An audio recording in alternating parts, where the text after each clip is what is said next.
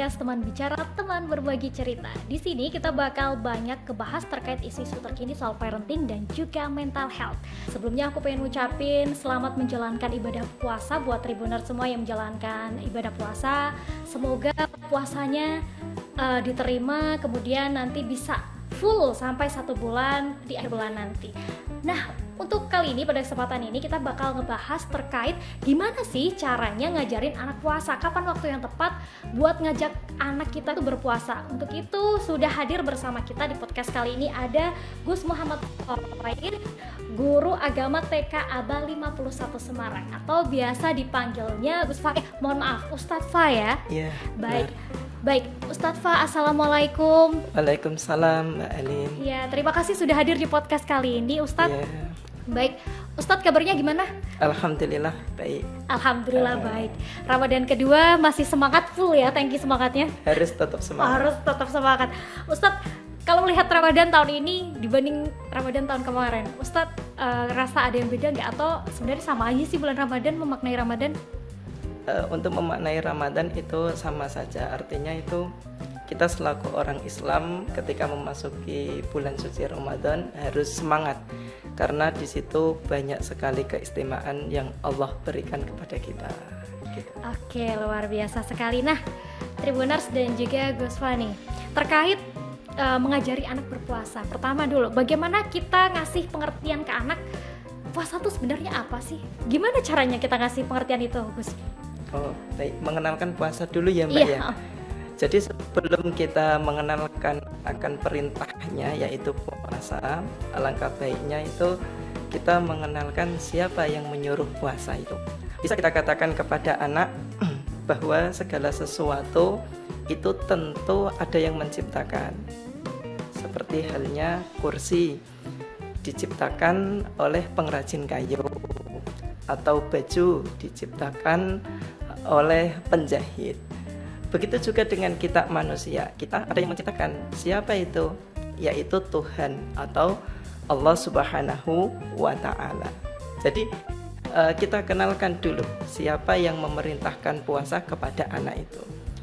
Oke, setelah anak sudah mengetahui siapa yang menyuruh puasa, segala sesuatu yang diciptakan itu tentu memiliki fungsi atau tujuannya ya, Mbak ya.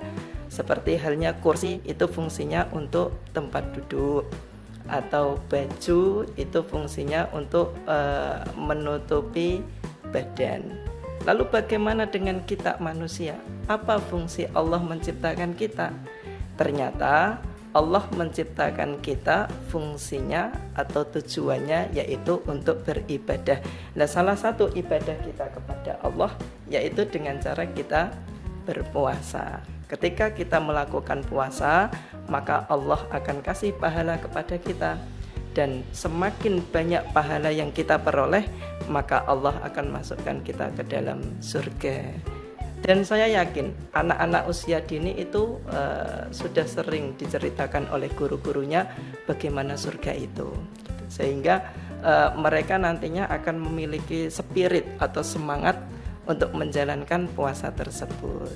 Kurang lebihnya seperti itu. Kurang lebih seperti itu. Berarti kita harus ngajarin dulu bahwa puasa ini adalah perintah dari Tuhan. Iya, betul. Dikasih pengertian dulu, makanya kamu harus berpuasa nih. Nah, kalau pengertian puasa sendiri, bagaimana kita memberitahu ke anak? Apakah oke, adik, puasa itu kamu gak boleh makan dari jam sekian sampai jam sekian, atau kita ngasih pengertiannya gimana, Ustadz? Oke, kalau itu nanti sesuai dengan usia ya, Mbak ya. Mengenalkan anak tentang puasa itu suatu kebaikan. Kalau di dalam syariat Islam sendiri, seseorang wajib untuk melakukan puasa itu ketika dia sudah memasuki masa baligh. Masa baligh itu rata-rata dia di umur 15 tahun. Lalu untuk memberikan pengertian lagi soal puasa itu, puasa kan ibadah yang datangnya itu 1 tahun cuma sekali ya, Mbak. Tepatnya di bulan suci Ramadan. Boleh kita bandingkan dengan ibadah-ibadah yang sifatnya itu harian, seperti sholat. Lalu keduanya itu sama-sama ibadah yang sangat disukai sama Allah. Lah, untuk memulainya, tadi Mbaknya tanya untuk memulainya itu kapan? Kita lihat sesuai dengan usia anak. Kalau pandangan saya sendiri, ketika anak itu usia 4 tahun ke bawah, kita tetap ajarkan tentang puasa, tapi lebih ke etika. Bagaimana kita bersikap ketika berada di bulan suci Ramadan. Contohnya, ketika kita makan tidak boleh di tempat yang umum atau keramaian. Atau boleh kita ajarkan tentang puasa itu mengajarkan kepada kita tentang sabar atau syukur gitu.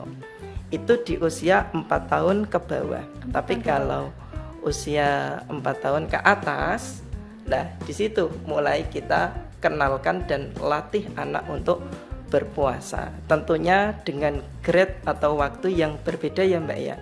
Kalau dewasa itu dari sahur sampai matahari tenggelam atau maghrib. Tapi kalau usia 4 tahun boleh dari sahur sampai jam 10 ketika mereka sudah selesai belajar, terus berbuka boleh. Nanti bertambahnya usia ketika dia masuk di usia ke 5 atau 6 tahun, kita naikin lagi grade-nya. Tadinya jam 10, kita naikin 2 jam sampai jam 12. Dan saya yakin ketika anak itu sudah benar-benar memasuki masa baligh, dia sudah siap untuk melakukan puasa 1 hari. Oke, berarti jadi seperti itu. Berarti harus bertahap ya Iya, Ustadz harus ya. Jadi bertahap. kalau misalkan di bawah 4 tahun ke bawah itu kita cuma lebih menekankan ke etikanya ya. Ke etikanya. Bagaimana sebagai seorang tua kita memberikan contoh yang baik gitu ya. Bahwa hari ini nih bulan puasa, jadinya tidak boleh makan sembarangan. Mati orang yang puasa seperti itu. Nah, Ustadz, bagaimana menanggapi anak yang nyeletuk? Kayak tadi kan sebenarnya berpuasa itu iming-imingnya kan si anak itu ibadah bakal dapat pahala. Kalau ditanya mama atau ayah ibu gitu kan, pahala itu apa? Nah, kita ngasih pengertiannya gimana tuh Ustadz? Oke, pahala itu sama halnya seperti hadiah ya Mbak ya. Hadiah yang Allah berikan kepada kita atas kerja keras kita. Seperti tadi, ketika kita berpuasa maka Allah akan mengasih hadiah bagi kita. Dan menurut saya itu fair ketika ada pengorbanan di situ, ada apresiasi. Ada apresiasi dari Allah Subhanahu wa taala yang disebut dengan pahala itu sendiri. Oke, memberi pengertiannya seperti itu bentuk apresiasi Tuhan buat umat atau buat kaum muslimin yang menjalankan ibadah puasa. Nah, Ustadz, ketika ngajarin anak puasa itu kan tadi udah dibilang bertahap, tapi kadang ada kalanya anak itu ngerasa lemes, kayak ngapa-ngapain kan puasa ibu, males apa-apa, lemes, bahkan mungkin ada yang tantrum, nangis, pengen makan. Kan anak-anak ya Ustadz, kita sebagai orang tua menghadapinya seperti apa dan harus bagaimana? Oke, baik. Mungkin mengatasi anak-anak yang mengeluh seperti itu ya Mbak, karena memang puasa itu ya tentunya kalau orang normal itu ya merasakan lapar gitu. Kembali lagi kepada kedua orang tuanya atau orang yang menemani atau membimbing dia di dalam melakukan puasa. Mungkin bisa kita kasih ke anak-anak tentang cerita atau kisah-kisah edukasi yang mampu bisa diambil pelajaran yang penting gitu. Apalagi cerita itu kan sangat bagus sekali untuk anak dan juga disukai sama anak. Mampu membangun kreativitas anak, mampu membangun imajinasi anak, juga mampu membangun kefokusan anak. Itu jadi bisa kita ceritakan kepada anak tentang kisah-kisah yang baik. Terus atau juga anak bisa kita ajak untuk jalan-jalan di luar. Mungkin selama puasa itu di rumah terus jenuh, bisa kita ajak jalan-jalan keluar dan kita bisa mengenalkan ciptaan Allah. Oh, ternyata Allah menciptakan semua yang ada di bumi ini, tandanya Allah sayang sama kita. Kita kasih contoh seperti halnya Allah menciptakan rumput. Rumput dimakan sama kambing, dimakan sama sapi, kemudian sapi atau kambingnya disembelih dan dagingnya kita makan. Atau Allah menciptakan sungai, laut sebagai tempat tinggal untuk ikan. Lalu kemudian ikannya kita olah dan kita jadikan sebagai sajian di dalam berbuka puasa. Boleh kita selingi dengan itu semua sambil menunggu waktunya berbuka. Iya. Istilah kerennya sih ngabuburit ya Iya, Ustaz. ngabuburit. Jadi ajak anak jalan-jalan yang deket pantai, bisa ajakin ke pantai, Iya, lihat sungai, lihat kanan kiri, seperti itu ya Ustadz ya. Baik. Iya.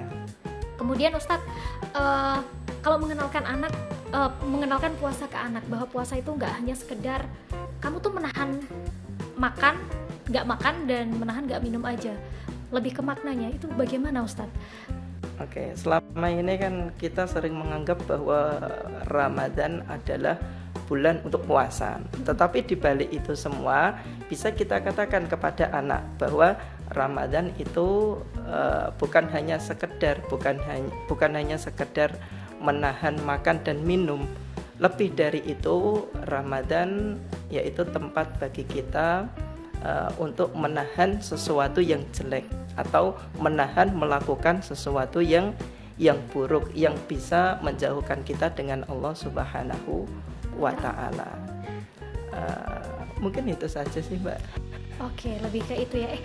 Saya tertarik tadi sama Ustadz, bagaimana cara mengatasi anak ketika tantrum atau sedang mengeluh, kan bisa diceritain sesuatu gitu. Cerita apa ya Ustadz, kita sebagai orang tua yang bisa ngebangun motivasi anak biar semangat lagi berpuasa? Contohnya mungkin cerita Nabi siapa Ustadz yang bisa kita bacakan?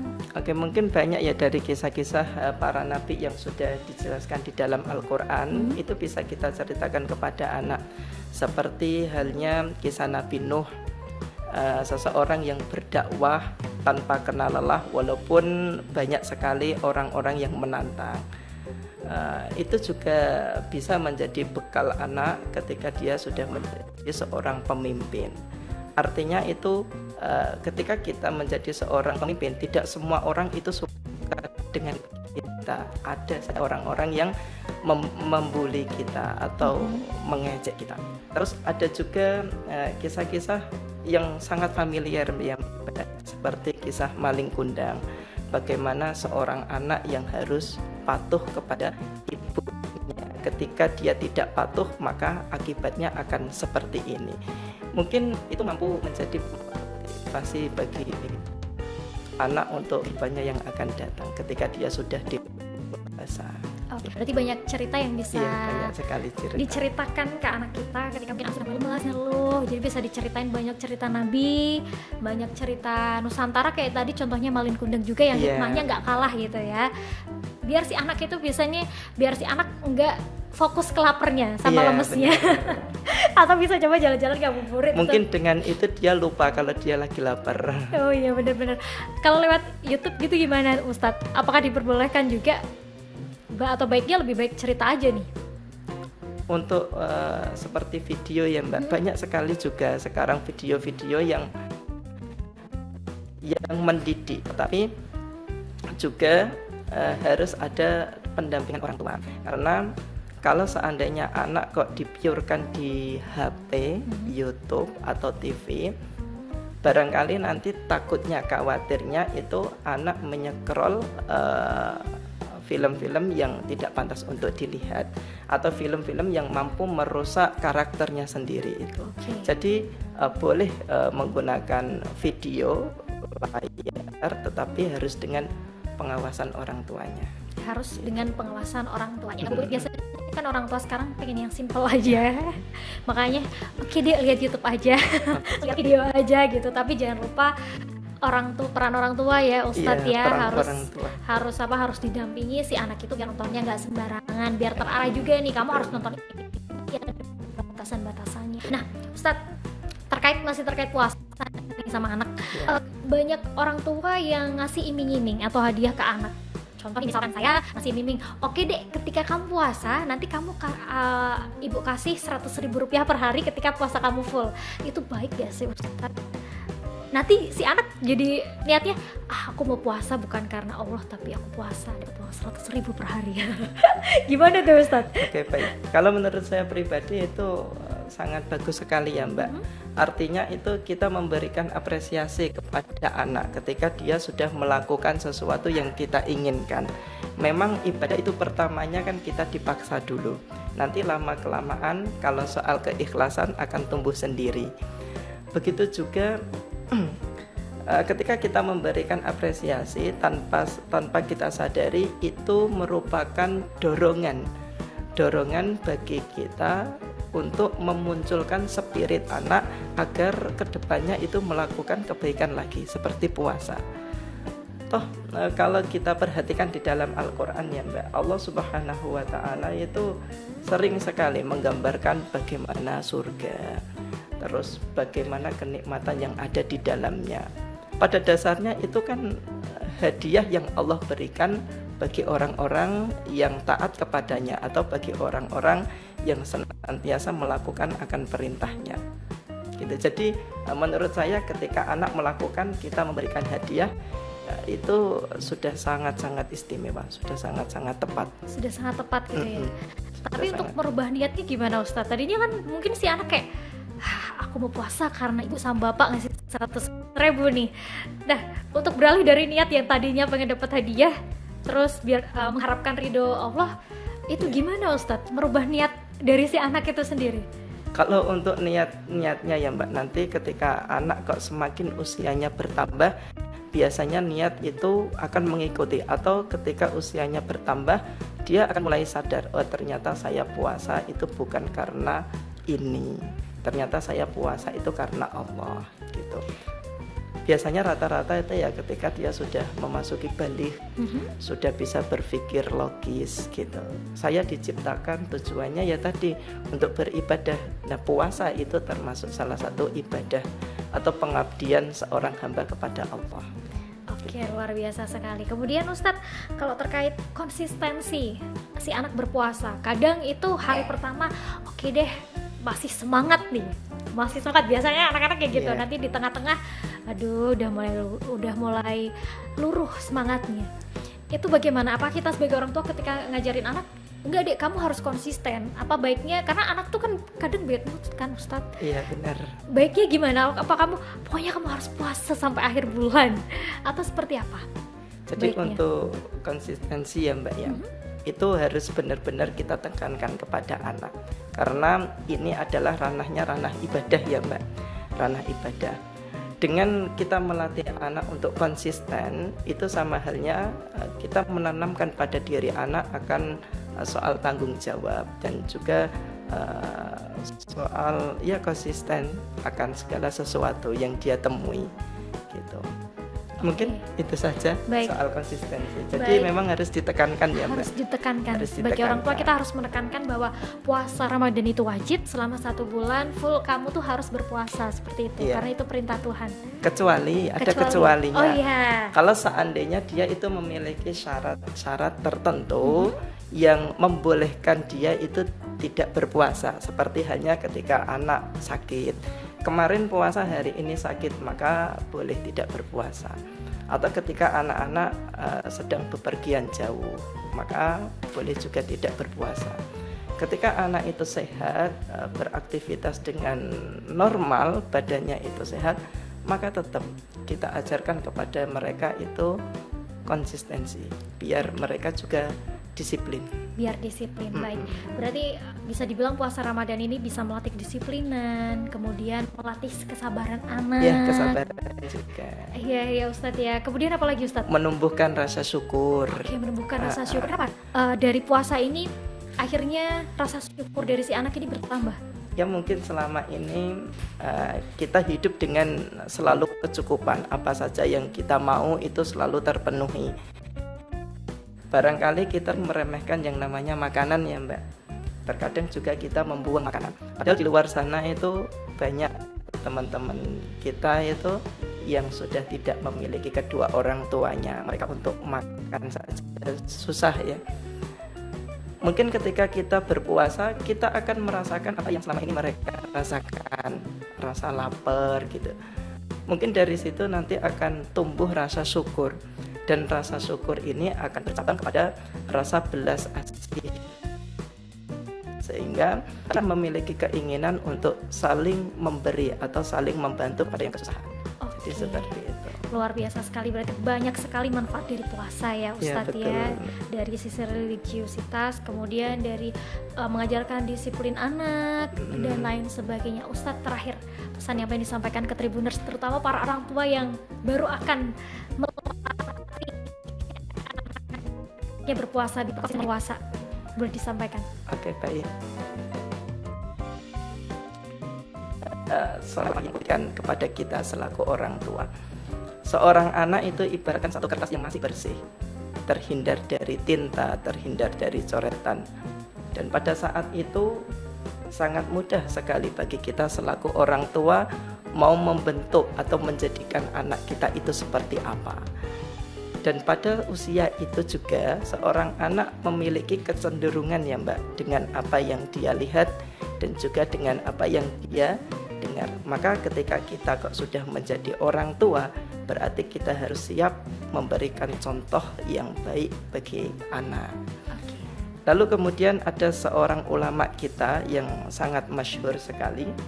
Beliau mengatakan di dalam kitabnya bahwa seseorang anak itu yang dibiasakan di dalam kebaikan sehingga dia hidup dengan baik dan melakukan kebaikan itu, alangkah bahagianya kedua orang tuanya. Kenapa? Karena setiap dia melakukan kebaikan, pahalanya akan mengalir kepada orang tua yang mengajarkan kebaikan. Kita Muhammad SAW mengatakan tidak ada pemberian orang tua kepada seorang anaknya yang jauh lebih istimewa, yang jauh lebih berharga, melainkan adab, budi pekerti, atau sikap yang baik gitu. Jadi kalau kita sudah jadi orang tua, ajarkan yang baik untuk anak dan berikan contoh yang terbaik untuk anak. Oke, luar biasa. Ketika kita menjadi orang tua, ajarkan yang baik untuk anak dan juga menjadi contoh terbaik untuk anak. Harus dimulai dari orang tua dulu biar anaknya ikut mirip. Oke, baik. Ustadz, terima kasih atas waktunya sudah hadir di podcast Teman Bicara kali ini. Seru sekali, kita jadi tahu bagaimana bersikap ketika menjadi orang tua, bagaimana nantinya ketika ngajarin anak puasa. Ini udah Ramadan kedua, berarti nanti next masih ada 28 hari lagi. Oke, bagaimana cara ngajarinnya? Mungkin kita udah dapat pencerahan nih dari Ustadz. Jadi orang tua itu bukan hanya sekedar menyuruh ya Mbak, tetapi dia memang benar-benar berperan atau memberi contoh. Seperti orang tua menyuruh anak puasa, tapi orang tuanya juga harus berpuasa seperti itu. Ini harus digarisbawahi nih. Ketika orang tua nyuruh anak berpuasa, kita sebagai orang tua harus berpuasa juga, Tribuners. Oke, baik, sekali lagi terima kasih Ustadz. Sehat selalu, sukses selalu. Semoga nanti di lain kesempatan kita bisa berjumpa lagi, ngobrol banyak lagi. Semoga bermanfaat ya untuk Tribuners semua. Oke. Baik Tribuners, itu tadi obrolan kita hari ini terkait bagaimana sih ngajarin anak berpuasa di bulan Ramadan ini dan kapan waktu yang tepat, tadi sudah dijelaskan oleh Ustadz Fa. Terima kasih sudah nonton podcast Teman Bicara edisi kali ini. Saya Erlin, pamit undur diri dan sampai jumpa. Assalamualaikum.